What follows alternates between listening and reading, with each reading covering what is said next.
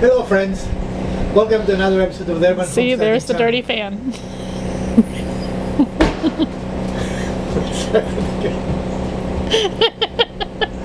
Let's try that again. Sure. Hello friends. In that case.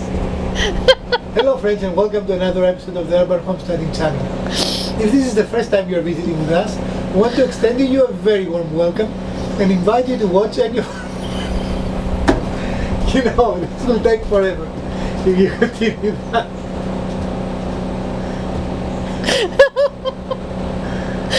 I'm going to do this or not? Yes. Okay. Take 3, 4, I don't know how many, whatever, let's go.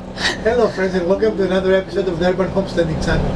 If this is the first time you're visiting with us, we want to extend to you a very warm welcome and invite you to watch any of our over 560 videos that we've arranged for your convenience in playlists, as we're confident you're going to find something both useful and entertaining to watch. If you've been here before, welcome back. Today is your birthday, we want to wish you a very happy birthday. Today I want to talk to you a little bit about important or necessary tools to have in your toolbox, especially if you're just now starting and you want to build your stable of tools. So we're going to go a little bit unconventional. A few episodes ago I discussed why I think a miter saw, not a miter saw, a track saw is a better option if you're starting than a table saw, as it can do most everything.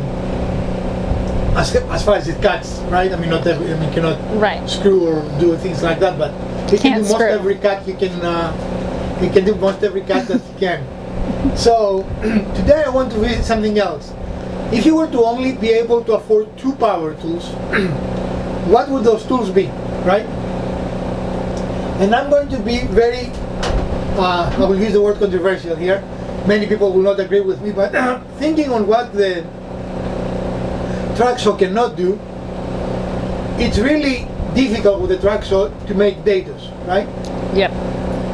However, this is a tool that can make dados very easily.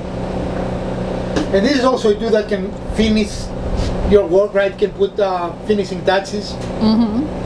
It can do plunge cuts. It can do a lot of interesting things, especially if you build a couple of jigs for it, you know, right? You can cut circles. You can do all kinds of interesting things. So I think if you're just now starting, you should buy a plunge palm router and a track saw. And we're talking that both those tools together will cost you less than a table saw.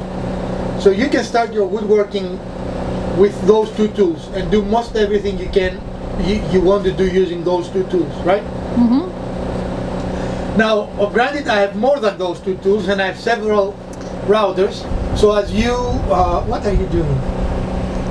I was just showing you have more than those tools. I didn't even get all the way around the shop. And as you are enhancing, you can add to your tool repertoire. But everyone talks about how to spend $2,000 or $3,000 to start in woodworking, and really I don't think you need any more than those 2 tools. This tool, the track saw, will do most every cut you can imagine, safely and very accurately actually, right? And this tool will do dados for you, will finish edges for you, and can do rabbits and all kinds of interesting. So thinking of the project we did last episode, which was building the little bookcase, there is nothing we couldn't have done just using this tool, right? Okay. And in fact, we use this tool for most of our cuts. We did use the chop saw as well, but we could have used this for all our cuts. Right, had you needed to. Right. So, what do you think? Can you think of any project we couldn't do with those 2 tools? I mean, granted, it will take us longer. I'm not saying this is the fastest way to do it. Mm-hmm. I'm just saying that those 2 tools are probably the most important tools you can have in your shop. To make your cuts, yeah. We're not talking about joinery tools or anything Well, no, like but that. you can join with this. I'll say you can make dados, you can make rabbits with this. You can. I mean, that's the only thing that this wouldn't be very good, making rabbits and dados.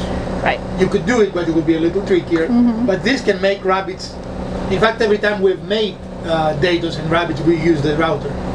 This is the fastest, easiest, safest way to do it.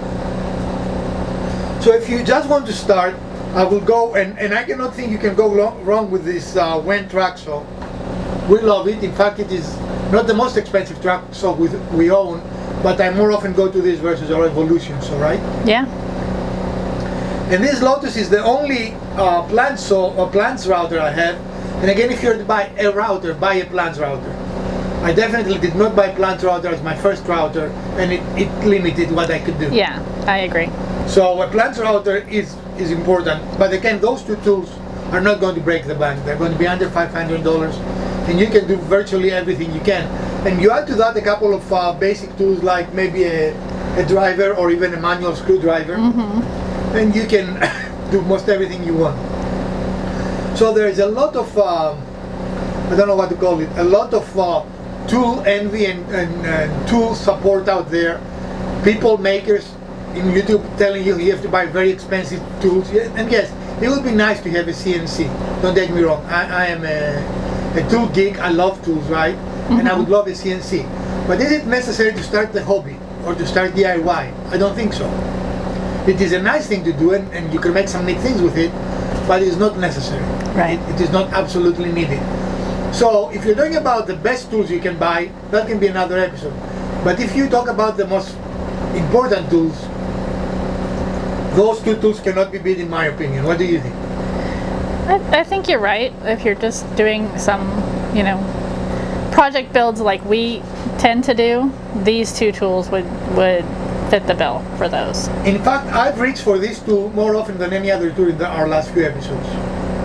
I've used this tool more than any other tool, right? Yeah. And definitely I've started using it in favor of the table saw. We used to use our table saw more than we use now with this, right? Yeah, and I think one of the reasons is because we can set up the track and we know we're going to get the straight, even cut every single time. And talking about plunging, if you buy one of these, buy a plunge one. Our Evolution is not a plunge one. Yeah, that's a really nice feature too. And it is funny because this is cheaper, half the price of the other one, and this has a feature that the other one doesn't have. So a plunge router and a plunge track saw is all you need. This is a very short Wednesday video for us, but that's what I wanted to talk to you about today. And I think with those two tools you can build most everything you can imagine. In fact, looking around and looking at what we've built, I don't think there would be anything we couldn't have built using those two tools and maybe building a couple of jigs for them. Right. So from Dr. Wizard, Elpida and Urban Homesteading channel, we hope you did enjoy this episode, and if you did, we would appreciate a thumbs up.